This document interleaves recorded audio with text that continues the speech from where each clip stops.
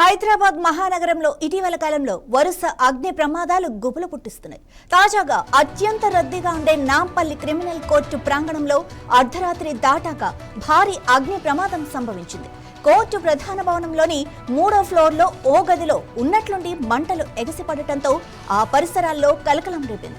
అర్ధరాత్రి దాటిన తర్వాత 1 గంట సమయంలో నాంపల్లి కోర్టు 3వ అంతస్తులోని ఒక గది నుంచి దట్టమైన పొగలు, మంటలు బయటకు రావటాన్ని అక్కడే ఉన్న భద్రతా సిబ్బంది గమనించారు.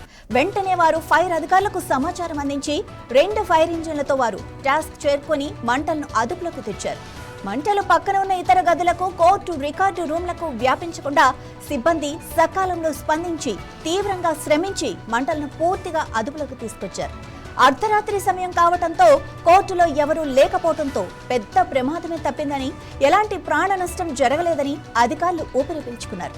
అయితే గదిలో షార్ట్ సర్క్యూట్ కారణంగానే ఈ అగ్ని ప్రమాదం జరిగి ఉంటుందని అధికారులు భావిస్తున్నారు. ఈ ప్రమాదంలో కోర్టుకు సంబంధించిన ఏవైనా కీలక పత్రాలు, ఫైళ్లు కాలి బూడిదయ్యాయా అన్న విషయం ఇంకా తెలియాల్సి ఉంది.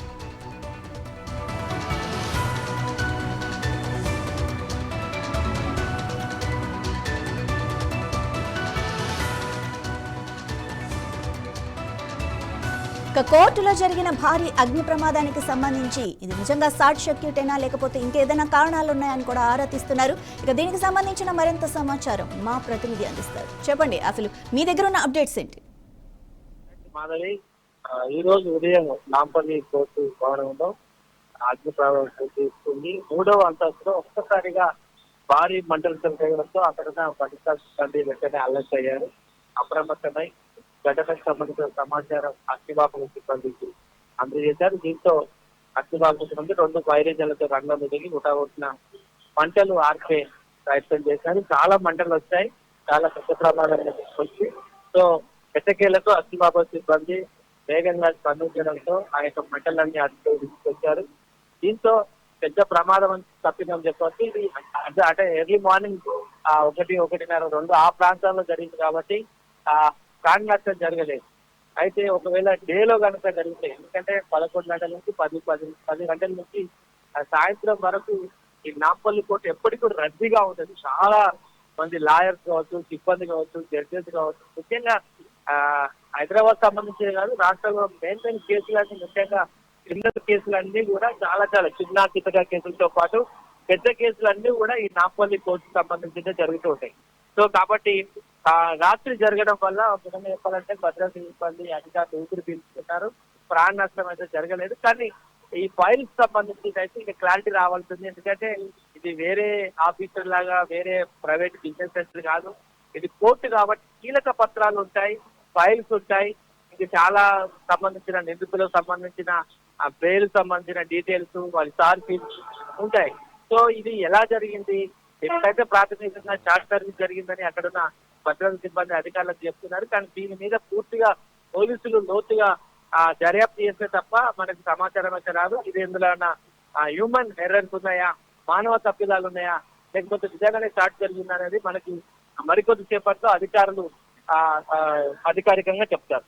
మాధవి, రాజ్ కుమార్, మరి ఆ రూమ్ లో అంటే పక్కన ఫైళ్లు పత్రాలు ఉన్నాయి, ఆ రూమ్ కి మంటలు వ్యాపించకుండా జాగ్రత్తలు తీసుకున్నారు అన్నారు. సో ఆ రూమ్ లో ఏమున్నాయి, ఏమైనా అంటే వాల్యూ ఐటమ్స్ ఏమైనా ఉన్నాయా, లేకపోతే ఏమైనా ప్రమాదం గురయ్యాయా, లేకపోతే ఏంటి? పక్కన ఇంకా చాలా ఇంపార్టెంట్ కీలక ఫైల్స్ ఉన్నాయి, దానికైతే అంటలేదు, దానికి రాత్రించకుండా మేము అడ్డుతున్నామని అయితే చెప్పారు. కానీ అందులో కూడా ఫైల్స్ కానీ కాలిపోయినట్టుగా సమాచారం వస్తుంది. ఇన్ఫర్మేషన్ ప్రాథమిక సమాచారం. ఒకవేళ నిజంగా పక్కన దానికి ఇంపార్టెంట్ ఫైల్స్ అయితే అడ్డుకుంటే ఇది పెద్ద సంఘటనగా భావించవచ్చు. నిజంగా అది మానవ తప్పిదమా, మరి సాటిస్ఫాక్టా, ఒకవేళ ఆ ఫైల్స్ టార్గెట్ గా ఎవరైనా చేశారా, లేకపోతే ఇది జనరల్ గా యాక్సిడెంట్ జరిగిందా అనేది మనం చూడాలి.